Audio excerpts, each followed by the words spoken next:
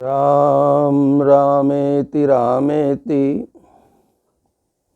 रमे रामे मनोरमे सहस्रनाम तत्तुल्यं श्रीराम नाम वरानने श्रीराम नाम वरानने। प्रेम से बोलिए सच्चिदानंद घन भगवान की जय। धर्म प्रेमी साधक बंधुओं, परम श्रद्धेय मातृशक्ति, जैसा कि आप सभी को विदित है, अपने प्रवचनों में श्री राम कथा श्रृंखला को प्रारंभ किया था। आज उसी श्रृंखला का अगला भाग रिकॉर्ड करना था, किंतु कुछ बातें मुझे काफ़ी समय से बड़ा आंदोलित किए हुए थीं, तो मुझे ऐसा लगा कि उन बातों पर अपने साधक मित्रों से चर्चा की जाए, क्योंकि ये राम कथा हर युग में थी और किसी न किसी रूप में आने वाले भविष्य में भी ये इसी प्रकार से बनी रहेगी। देखिए, पहले श्री वाल्मीकि जी के द्वारा संस्कृत भाषा में राम कथा नामक काव्य लिखा गया। श्री वाल्मीकि जी को आदि कवि कहा गया और उनके इस दिव्य ग्रंथ को काव्य बीजम सनातनम कहा गया। बाद में अनेक भाषाओं में अपने अपने क्षेत्र के अनुसार अपनी परंपराओं, अपनी मर्यादाओं का प्रतिनिधित्व करते हुए राम कथा हमें प्राप्त हुई। क्षेत्रीय भाषाओं में जो राम कथाएं हमें मिली, उनमें श्री रामचरितमानस निश्चित रूप से अभूतपूर्व ग्रंथ है। श्री रामचरितमानस में भगवत भक्तों के लक्षण बताए गए हैं, महर्षि वाल्मीकि और प्रभु श्री राम जी के संवाद के रूप में। वहाँ पर बताया गया कि चरण राम तीरथ चल जाहीं, राम बसौ तिनके मन माही। जिन भक्तों के चरण भगवान के तीर्थ की ओर, मंदिर की ओर सहज भाव से चलने के लिए तत्पर रहते हैं, भगवान उनके हृदय में निवास करें, ऐसी प्रार्थना श्री वाल्मीकि जी के द्वारा अपने प्रभु श्री राम जी से की गई। तीर्थों का अपना महत्व है। हमारे देश में सहस्रों तीर्थ और लाखों मंदिर हैं। एक बात मैं आपको निवेदन करना चाहूँगा, जहाँ पर कोई पुण्य नदी प्रवाहित होती है, वो जगह तीर्थ बन जाती है, और जहाँ पर दो या दो से अधिक पवित्र धाराएं मिलती हैं, वो स्थान प्रयाग बन जाता है। प्रयाग के साथ राज जुड़ गया, प्रयागराज। बाद में धर्म परिवर्तन, सत्ता परिवर्तन के क्रम में प्रयागराज से बिगड़ करके इलाहाबाद बना, लेकिन फिर बाद में हमारे यशस्वी मुख्यमंत्री महोदय और विशेष रूप से हमारी धर्म प्राण जनता का समर्थन, सहयोग, कि इलाहाबाद फिर से प्रयागराज बना। ऐसा माना जाता है कि प्रयागराज में गंगा, यमुना और सरस्वती का पावन मिलन है। अब जब हम प्रत्यक्ष रूप से वहां जाकर दर्शन करते हैं, स्नान करते हैं, तो वहाँ श्री गंगा जी और श्री यमुना जी साक्षात दिखती हैं, लेकिन सरस्वती जी गुप्त रूप से वहाँ विराजमान है, ऐसा माना जाता है, ऐसा विश्वास है लोगों का। संतों ने एक बड़ी सुंदर व्याख्या की है कि तीर्थ में जा करके संतों के मुख से जो सत्संग की अमृत वर्षा होती है, उसमें स्नान करना ही सरस्वती का स्नान करना है। यानी कि गंगा यमुना के संगम में स्नान करके संतों की अमृतवाणी का लाभ अवश्य लेना चाहिए। और देखिए, उसमें कुछ खर्चा भी नहीं लगता है। एक देशी कहावत कही जाती है, हर्रा लगे न फिटकिरी, रंग आवे चोखा। संत आपसे कोई कीमत नहीं मांगते हैं कि मैं प्रवचन कर रहा हूं, आप सत्संग में तभी बैठेंगे जब आप ये फीस चुकाएंगे, ऐसा कुछ नहीं है। संत तो सहज भाव से बांटते हैं, लेने वाला होना चाहिए। और जो बांटे वही संत है। जो व्यापार करे वो व्यापारी हो सकता है, लेकिन निश्चित रूप से वो भगवत कृपा का अधिकारी नहीं हो सकता है। भगवत कथा बांटने की चीज है, भगवत कथा बेचने की चीज नहीं है। जहां तक मेरी अपनी धारणा है, भगवत कथा हम साधकों के लिए मां के समान होती है। और भगवत कथा की बोली लगाना, भगवत कथा तय करके जाना, तो मैं तो ये मानता हूं कि जैसे कोई अपनी मां को विक्रय करे और उसकी बोली लगाए, वैसे ही कथा बेचना बहुत बड़ा अपराध है, बहुत बड़ा पाप है। तीर्थ वो स्थल होते हैं जहां हमारे ऋषि मुनियों ने साधना की है, तपस्या की है, नाना प्रकार के जप योग संयम वैराग्य आदि का पालन किया है और उस भूमि को पवित्र बनाया, उपजाऊ बनाया। तीर्थ वो स्थल होते हैं जहां भगवान की कोई न कोई लीला संपन्न हुई होती है। जब हम उस स्थल में जाते हैं तो भगवान की वही लीलाएं हमारे मन के नेत्रों के सामने, हमारी कल्पना के सामने बिल्कुल सजीव हो उठती हैं। कोई अयोध्या जी पधारे तो वहां पर देखेगा कि यहाँ पर ये वही भूमि है जहाँ मेरे प्रभु श्री राम जी का प्राकट्य हुआ, जहाँ पर मेरे प्रभु की बाल लीलाएं हुई। और यदि कोई चित्रकूट आता है तो उसको मन की आंखों से देखने को मिलता है कि ये वही भूमि है जहाँ पर सिंहासन को फुटबॉल बना करके ठोकर मारी गई। भगवान कहते हैं मेरा भरत राजा हो जाए, और भरत जी कहते हैं मेरे प्रभु राजा हों। ऐसी त्याग की भूमि, ऐसी वैराग्य की भूमि, ऐसी तप की भूमि और ऐसी प्रेम की भूमि चित्रकूट है, जहाँ भरत जी आते हैं अपने प्रभु का राज्याभिषेक करने के लिए, उनको मनाने के लिए, श्री अवध वापस ले जाने के लिए। अंततः भगवान की आज्ञा का पालन करके भगवान की चरण पादुकाओं को लेकर के जाते हैं। मुकुट को त्यागने वाला, सिंहासन को त्यागने वाला भगवान की चरण पादुकाओं को ग्रहण करता है। एक बहुत बड़ी बात है और कम से कम आज के युग के मानव के लिए एक बहुत बड़ा संदेश है। संबंधों से बड़ी संपत्ति न है और न हो सकती है। संपत्ति संबंधों के लिए होनी चाहिए, संबंध संपत्ति के लिए नहीं होने चाहिए। ये सीधा सा तरीका है।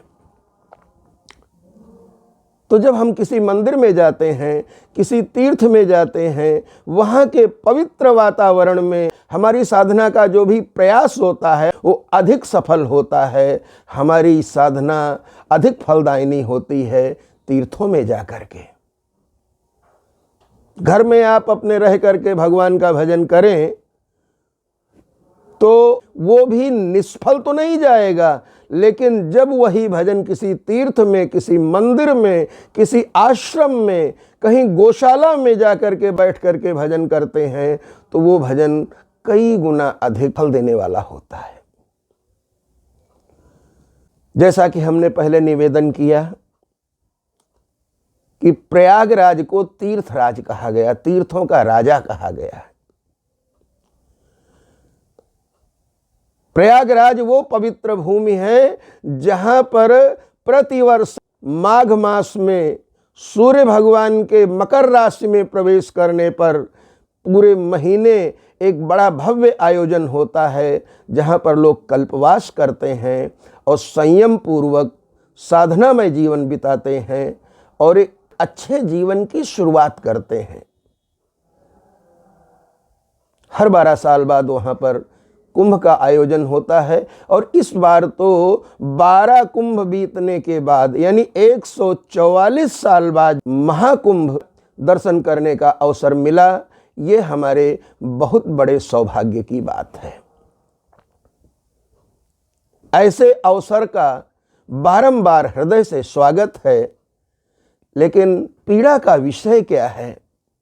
देखिए, जब हम प्रयाग जाते हैं या किसी अन्य तीर्थ में जाते हैं तो होना ये चाहिए कि वहाँ पर अन्न क्षेत्र चल रहा है, निःशुल्क औषधियाँ बांटी जा रही हैं, योग शिविर चल रहा है, वहाँ पर अनुष्ठान चल रहे हैं, यज्ञ चल रहे हैं, ज्ञान सत्र यानी कि सत्संग हो रहा है, लोग विधि विधान पूर्वक सनातन धर्म की मर्यादा का पालन कर रहे हैं। तो ऐसी प्रेरणा वाली चीज़ें जो हैं हमारे सामने आनी चाहिए।